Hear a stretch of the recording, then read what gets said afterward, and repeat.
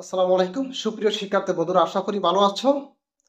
আমাদের ধারাবাহিক ক্লাসে আমরা আজকে রাজশাহী বোর্ডের 2023 সালে যে রাইট ফ্রম ভার্বটি এসেছিল সেই ভার্বটি নিয়ে আমরা আলোচনা করব। আমরা প্রথমেই দেখি যে এখানে একটি বাক্য রয়েছে ইফ যুক্ত।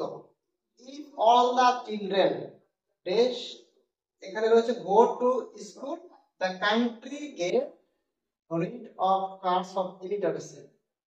এখানে আমরা একটু মিস্টেক হয়ে গেছে, এখানে বি নম্বর হবে, এই জায়গাটাতে আমাদের বি নম্বর হবে। আচ্ছা, তা আমরা দেখতেছি এখানে যদি আমরা একটু কন্ডিশনাল সেন্টেন্সের দিকে লক্ষ্য করি যে ইফ যুক্ত বাক্যটি যদি প্রেজেন্ট ইনডিফিনিট টেন্সে হয় তাহলে অপর বাক্যটি আমরা ফিউচার ইনডিফিনিট টেন্সে করব।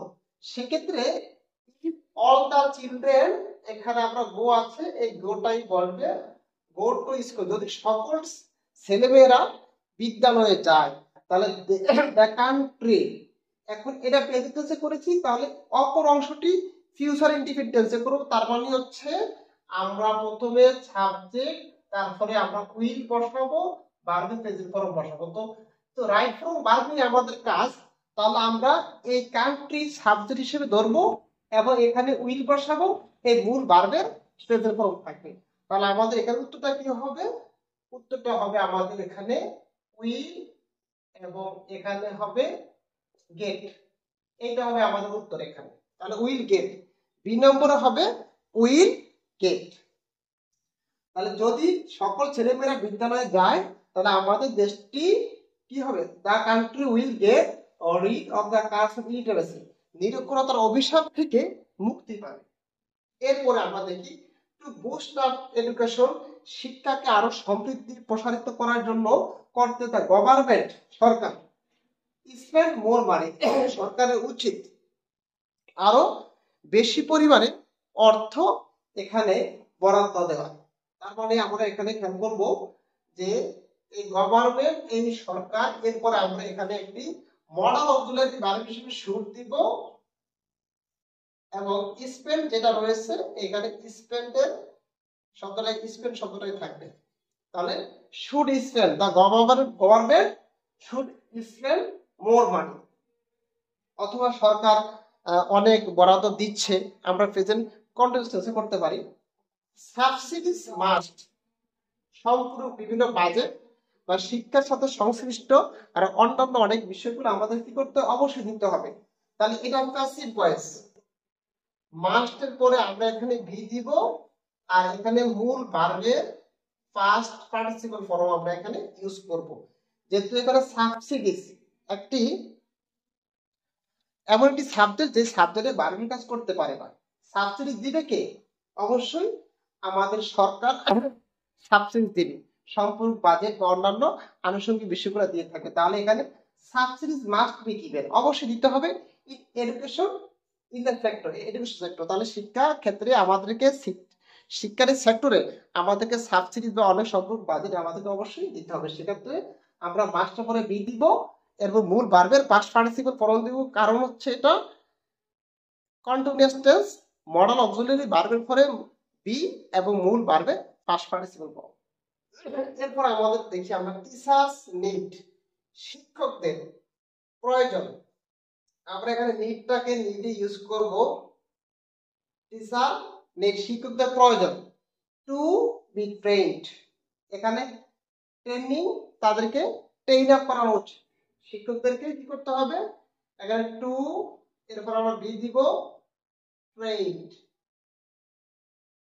ট্রেন, তাদেরকে কি করতে হবে? প্রশিক্ষিত করতে হবে। টিচার্স নিড, শিক্ষকদের প্রয়োজন, টু বি ট্রেন্ড, তাদেরকে প্রশিক্ষিত হওয়া প্রয়োজন। তাহলে আমরা এখানে প্যাসিভ ভয়েসে চেঞ্জ করব, টু আছে, এরপর আমরা বি দিব, মূল ভার্বের পাস্ট পার্টিসিপল ফর্ম দিব। তাহলে এখানে হবে teachers need to B trend, তাদেরকে কি করতে হবে? প্রশিক্ষণ গ্রহণ করতে হবে, প্রশিক্ষিত করতে হবে। ফর গুড টিচিং, ভালো শিক্ষা দানের জন্য। The poor student can bring the food for education programme, আমাদের সরকারের একটি প্রোগ্রাম রয়েছে যে শিক্ষার বিনিময়ে খাদ্য। এই যে প্রোগ্রাম, এই প্রোগ্রামের আন্ডারে সকল গরিব ছাত্রছাত্রীদেরকে নিয়ে আসতে হবে। তাহলে এখানে যে একটা সেন্স আমরা খেয়াল করব যে বিরিয়ত আনা, এটা হচ্ছে ভার্ব। তো এই ছাত্রছাত্রী আনবে না ছাত্রছাত্রীদেরকে আনা হবে? তাহলে অবশ্যই ছাত্রছাত্রীদেরকে আনা হবে, তার মানে বিরিং মানে আনা। এই যে আনা, এই ভার্বের কাজটি সাবজেক্ট যখন করতে পারবে না, তখন আমরা এটাকে প্যাসিভ ভয়েস হিসেবে করব। তাহলে এই ছাত্রছাত্রীদেরকে আনতে হবে এই প্রোগ্রামের আন্ডারে, ছাত্রছাত্রীরা নিজেদেরকে আনবে না।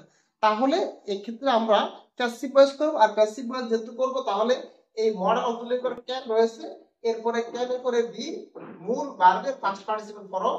প্যাসিভ ভয়েস করা মানে হচ্ছে মূল ভার্বের পাস্ট পার্টিসিপল ফর্ম। তাহলে can be brought under food for education programme. We take care, আমাদের উচিত যত্ন নেওয়া। তাহলে আমরা এখানে উই শুড দিব, উই শুড টেক, টেক যা রয়েছে টেক দিব, যা আছে তাই থাকবে টেক কেয়ার। আমাদেরকে যত্ন নিতে হওয়া উচিত, যে আমাদের যত্ন নেওয়া উচিত যে নো ইনস্টিটিউশন, কোন শিক্ষা প্রতিষ্ঠান যাতে close down due to political crisis, রাজনৈতিক দ্বন্দ্ব সংঘাতের কারণে যাতে কোনো শিক্ষা প্রতিষ্ঠান বন্ধ না হয়ে যায়, এদিক থেকে আমাদের কি করতে হবে, কেয়ার নেওয়া উচিত। তাহলে আমরা এখানে নো যে শব্দটি রয়েছে, যদি কোনো নাউনের আগে নো থাকে, এরপরের ভার্বটি আমরা third person singular number verb হিসেবে ইউজ করব। তার মানে হচ্ছে এখানে ক্লোজ রয়েছে, ভার্বের বেস ফর্ম রয়েছে, এটাকে আমরা থার্ড পারসন সিঙ্গুলার নাম্বার হিসেবে সাবজেক্টকে ধরে, তাহলে এখানে ক্লোজেস এস বাই এস যোগ করবে, এস যোগ করবে, এখানে ক্লোজ ডাউন। আমাদেরকে অবশ্যই সতর্ক থাকতে হবে, বা আমাদেরকে কেয়ার থাকা উচিত যে কোনো রাজনৈতিক সংঘাতের কারণে মধ্যে শিক্ষা প্রতিষ্ঠান বন্ধ হয়ে না যায়। অল কনসার্ন, সকল সংশ্লিষ্ট সকলকে মাস্ট বি কনসাস, এখানে আমরা মাস্ট দিব, এখানে বি দিব, must be conscious about it, এই সম্পর্কে যে সকল সংশ্লিষ্ট সকলকে মাস্ট বি, আমরা এখানে মাস্ট নিয়ে আসবো। এরপরে বি রয়েছে ব্র্যাকেটের মধ্যে, বিটা আমরা এইভাবে ইউজ করব, must be conscious about it, এই সম্পর্কে কি থাকতে হবে, তাদেরকে অবশ্যই সচেতন থাকতে হবে।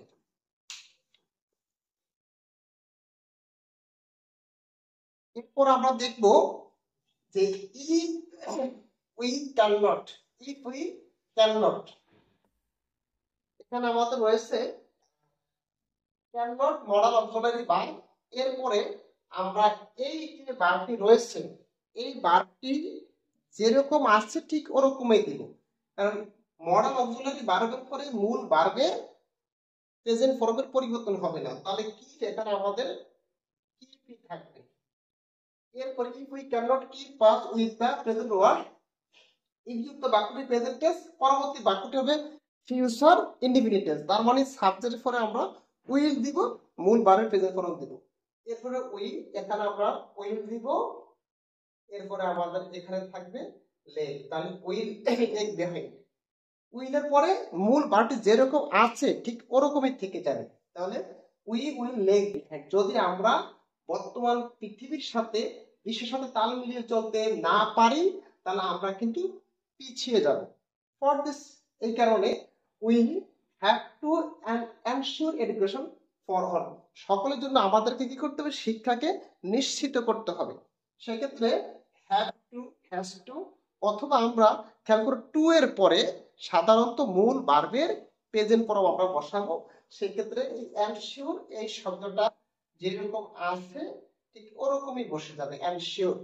তবে আমরা একটা বিষয় লক্ষ্য করব, টুর পরে সাধারণত ভার্বের প্রেজেন্ট ফর্ম হলেও কিছু শব্দ রয়েছে এই শব্দের পরে টু থাকার পরেও কিন্তু আমরা মূল ভার্বের সাথে আইএনজি দেব, সেগুলাকে যেমন উইথ এ ভিউ টু, তারপরে লুক ফরওয়ার্ড টু, তারপরে গেট ইউজ টু, এই তিনটা সবচেয়ে কমন। এরপর আরো দুই চারটা শব্দ রয়েছে, এই শব্দগুলা যদি থাকে কোনো ভার্বের আগে, তাহলে আমরা খেয়াল করবো যে এখানে টু থাকার পরেও আমরা মূল ভার্বটার সাথে আইএনজি ইউজ করবো। আর অন্যান্য টুর ক্ষেত্রে সাধারণত আমরা কি করবো, ভার্বের প্রেজেন্ট ফর্ম ইউজ করবো। এরপরে আমরা খেয়াল করি যে সেট এ ব্রাইট প্রসপেক্ট, এবং আমাদেরকে একটা উজ্জ্বল ভবিষ্যৎ আমাদেরকে স্থাপন করতে হবে for dash all necessary steps. এখানে ফর রয়েছে, এটা একটা প্রেপজিশন।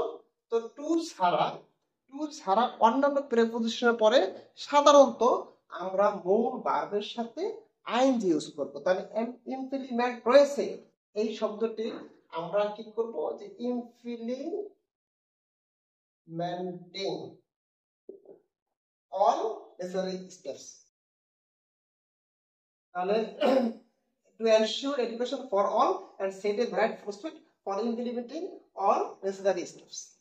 আমরা এই প্রেপজিশনের পরে মূল ভার্বের সাথে আমরা আইএনজি ইউজ করব। তো সবাইকে ধন্যবাদ।